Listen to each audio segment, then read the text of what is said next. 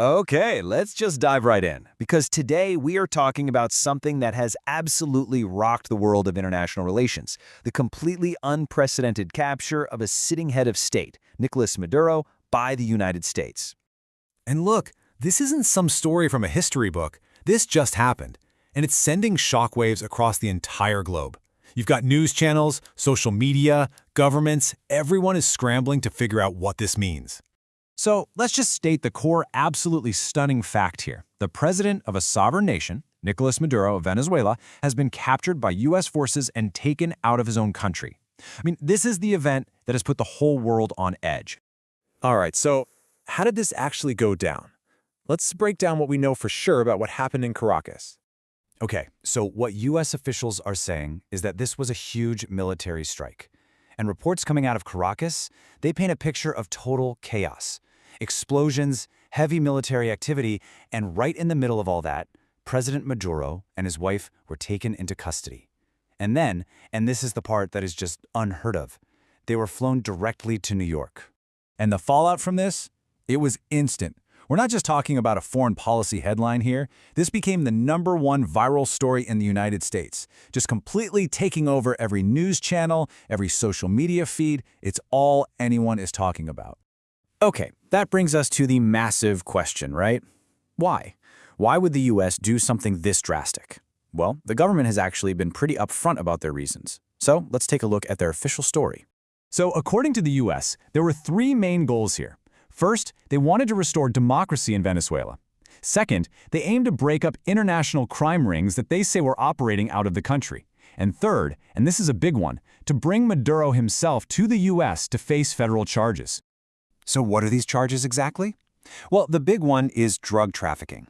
The U.S. Department of Justice is alleging that Maduro has deep ties to criminal and even terrorist groups involved in the global drug trade. This is the legal cornerstone they're using to justify the whole operation. Now, as you can probably guess, the U.S. justification has not exactly been met with a round of applause. Not even close. The reaction around the world and even at home has been fast, it's been loud, and it is super divided. And you can really see the 2 sides of this story laid out right here. On one hand, you have the U.S. saying, hey, this was a necessary mission to restore democracy and stop crime. But on the other hand, you have this huge international outcry saying, no way, this was an illegal act of aggression. You can't just violate a country's sovereignty like that. And that's the phrase you keep hearing over and over again from other countries, from international groups, a violation of national sovereignty. This is one of the bedrock principles of international law, right? The idea that one country can't just roll into another and enforce its will. And that's the line that so many believe the U.S. just blew right past. And if you look at the numbers, it's pretty stark. A huge majority, 65% of the international community, has flat out condemned this. You've got another 25% focused on trying to understand the U.S. side of it. But what's also really interesting is that 10%, that's the debate happening inside the U.S. among politicians and experts about whether this was even legal. So all of this just leaves us in completely new territory. The events themselves are shocking, but it's the long-term consequences that we really need to think about.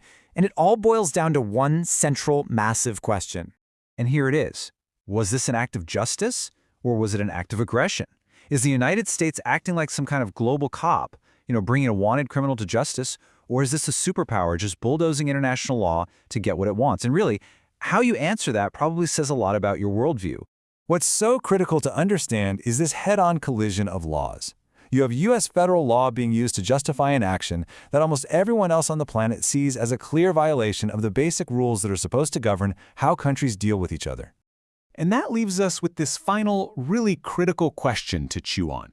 This whole event forces us to ask, in the 21st century, when one nation's law enforcement decides to cross another's border, where do you draw the line?